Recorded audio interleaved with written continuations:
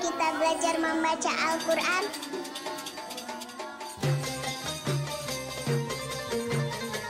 Ramadan segera tiba. Mari bersama bahagiakan sesama. Karena insya Allah buah kesalehan sosial kita, para insan tunanetra bisa membaca dan memiliki Al-Quran Braille.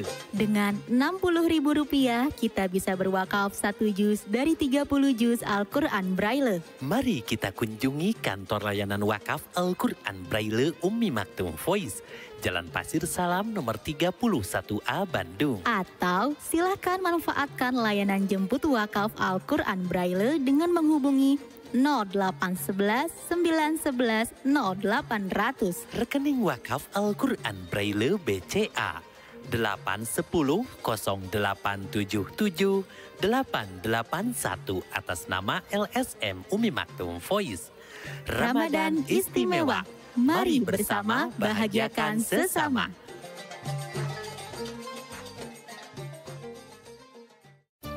Assalamualaikum sahabat UMV. Kembali lagi dengan konten inspiratif dan menarik dari Al-Quran Braille Official.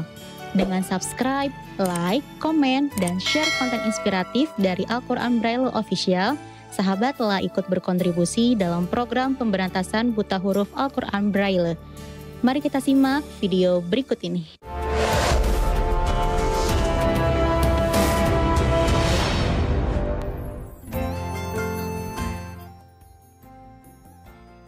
Assalamualaikum warahmatullahi wabarakatuh.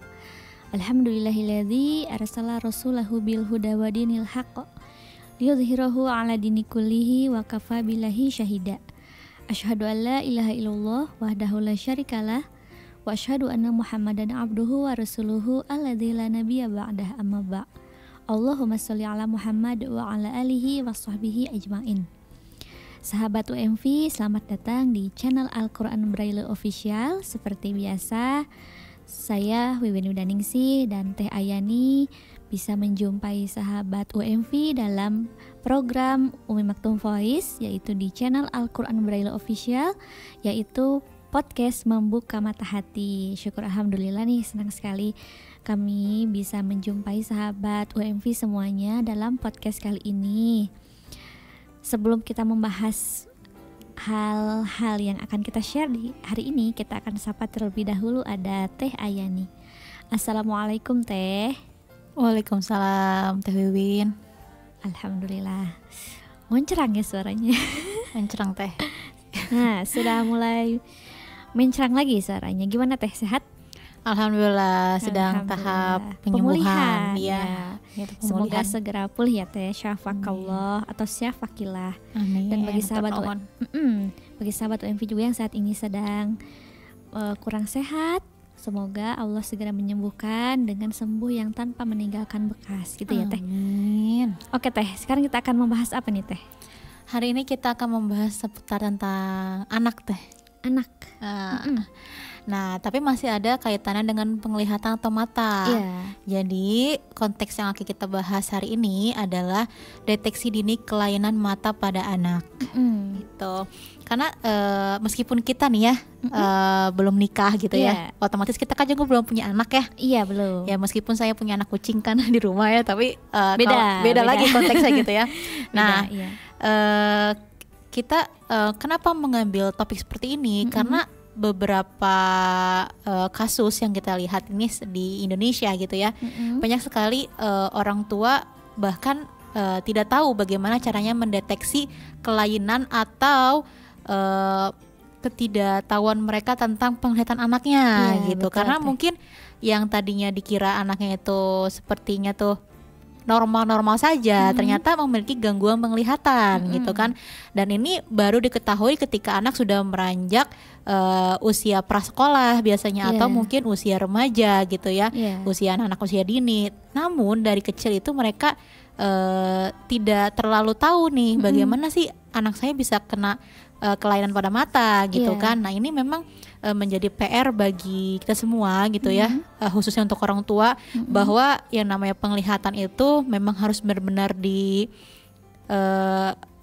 benar-benar menjadi prihatin gitu ya, menjadi sorotan yang benar-benar harus lihat gitu sama orang tua itu bahwa ada anak yang memang dari kecil itu mereka tampak biasa saja gitu ya, namun ternyata di balik itu semua gitu kan, ada yang namanya kelainan atau kurangnya penglihatan mereka gitu ya, bahkan sensoris mereka terhadap suatu gerakan benda itu berkurang gitu. Nah, sekarang kita membahas tentang perlukah deteksi dini kelainan pada mata anak. Nah, ini yang pertama kita bahas ya Teh ya.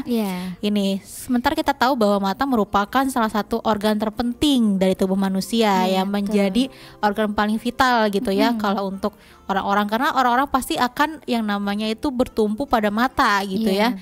Apa-apa pasti lihatnya pakai mata gitu ya. Namun kita sebagai seseorang gitu ya, seorang manusia yang diberikan nikmat penglihatan oleh Allah, patut bersyukur.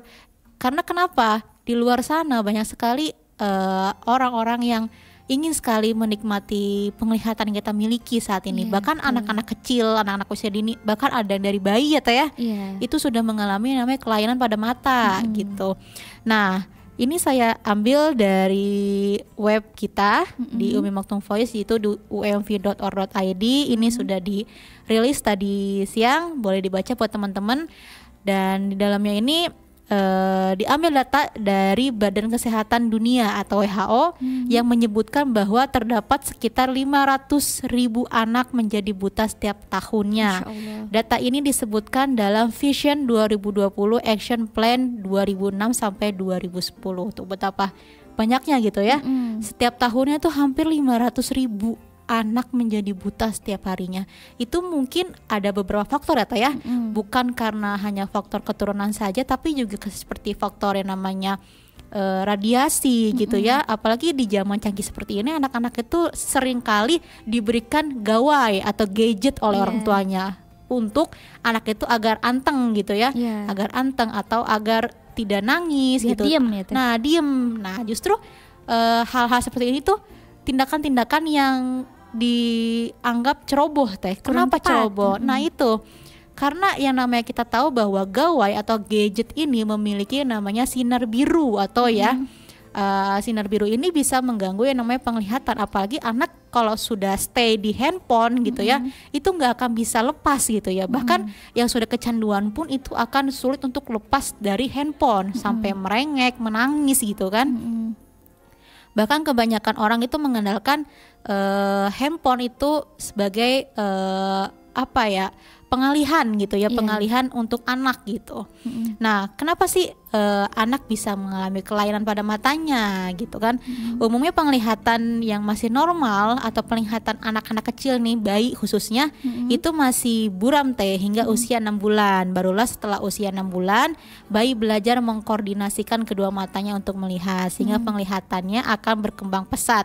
Sayangnya ada beberapa kondisi yang membuat penglihatan bayi menjadi terganggu. Salah satunya ini adalah kemampuan untuk mengikuti objek dengan menggunakan matanya tidak bekerja optimal. Kadang kalau kita lihat nih ya, buat ibu-ibu yang baru melahirkan gitu kan, seringkali membeli mainan gantung gitu ya, beli mainan gantung yang digantungkan di atas keranjang anaknya gitu ya, dan itu bergerak-bergerak kan. Kalau anak yang sudah lebih dari usia 6 bulan itu biasanya mungkin bisa melihat gerak benda tersebut tuh ya kan, kemana arahnya, dan kadang ada rasa ingin mencapai atau ya pengen diambil gitu kan.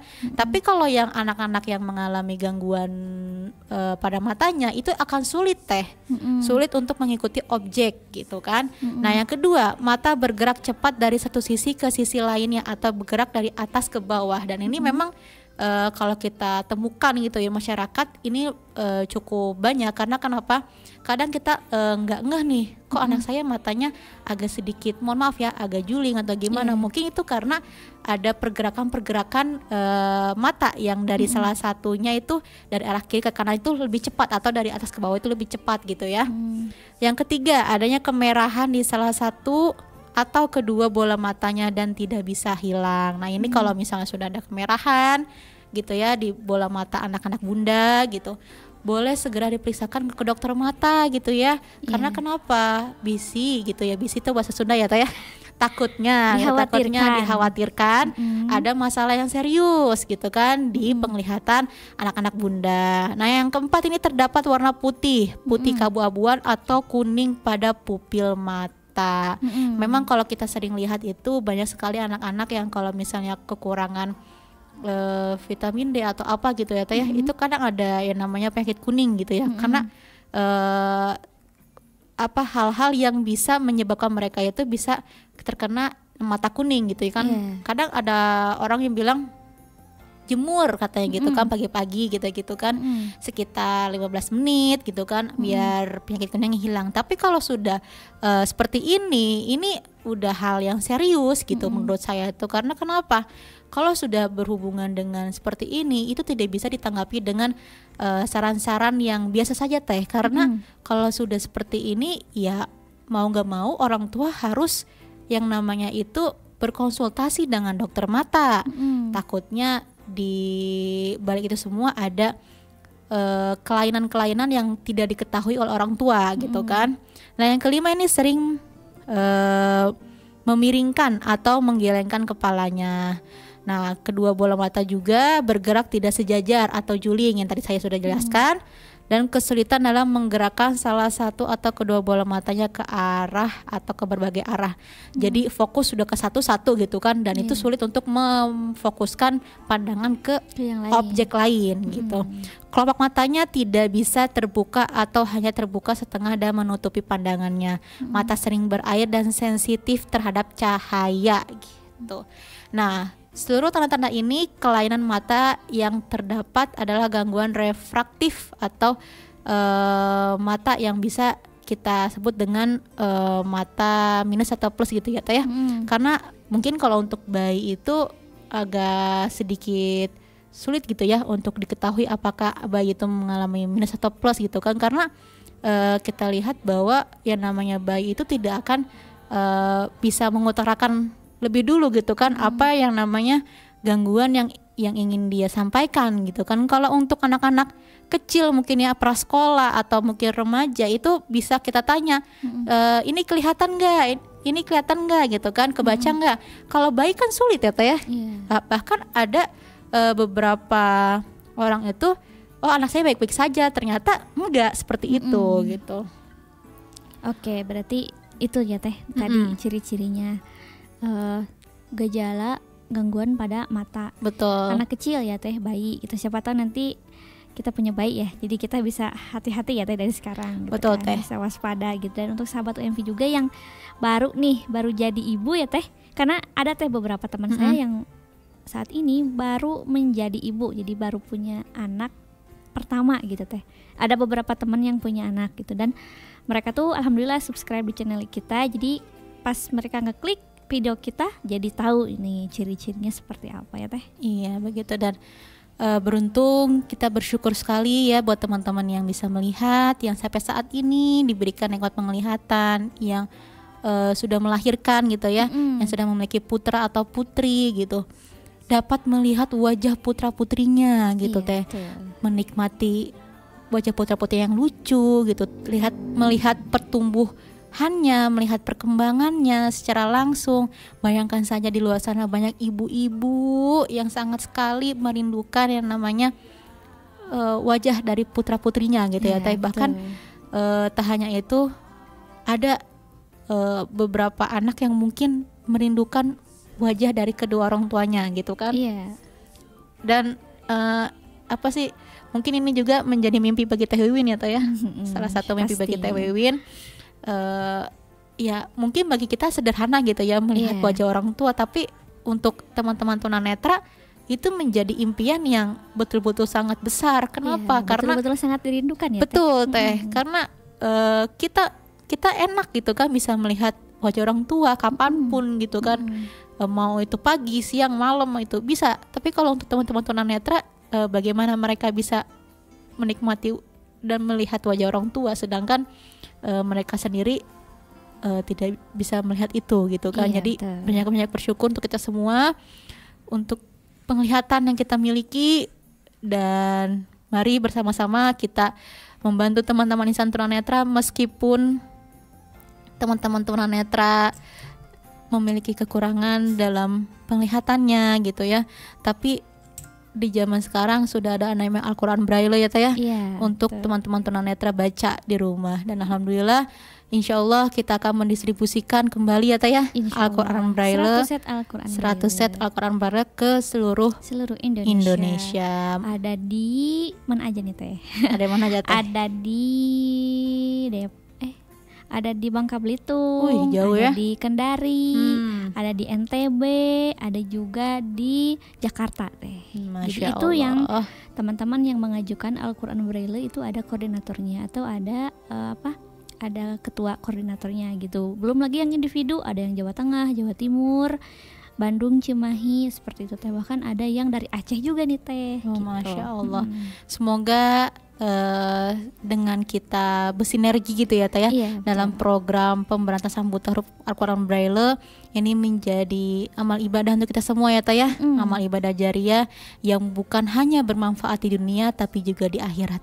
Iya, dan untuk sahabat UMV yang sudah mengajukan Al-Quran Braille kepada Umi Maktum Voice, mohon untuk bersabar ya Teh, karena kan masih dalam proses pencetakan, kemudian mengirimkannya juga mengantri ya Teh. Jadi tidak bisa buru-buru harus bulan ini, harus minggu ini, kapan dikirim, harus cepat-cepat. Tidak bisa seperti itu ya Teh, karena memang ada prosesnya, ada prosedurnya seperti itu. Tapi insya Allah teman-teman tunanetra yang mengajukan Al-Quran Braille kebagian, jangan khawatir ya Teh, cuman perlu bersabar saja karena kan mengantri dan memang banyak yang mengajukan Al-Quran Braille gitu.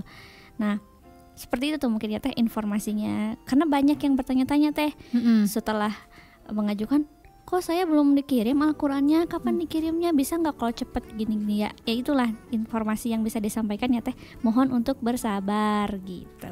Iya, paling itu juga tadi yang bisa saya sampaikan Teh. Insya Allah kita ketemu lagi di podcast berikutnya ya, dengan bahasan-bahasan yang lebih menarik lainnya. Baik Teh, terima kasih banyak sudah menjelaskan tadi ya gejala-gejala di anak usia dini atau bayi ya Teh. Semoga bermanfaat untuk sahabat UMV semuanya, dan jangan lupa untuk like, comment, share, dan subscribe, juga aktifkan lonceng notifikasinya supaya mendapat konten-konten yang terbaru dari Umi Maktum Voice di channel Al-Quran Braille Official. Akhir kata, saya Wiwin Widaningsih, saya Ayani, dan ada Kang Dias. Kami mohon pamit. Wassalamualaikum warahmatullahi wabarakatuh.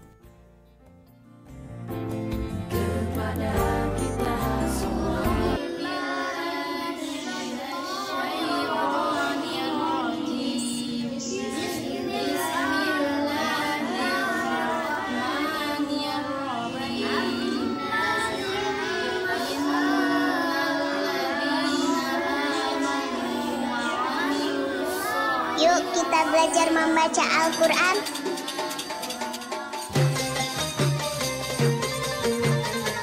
Ramadan segera tiba. Mari bersama bahagiakan sesama, Karena insya Allah buah kesalehan sosial kita, para insan tunanetra bisa membaca dan memiliki Al-Quran Braille.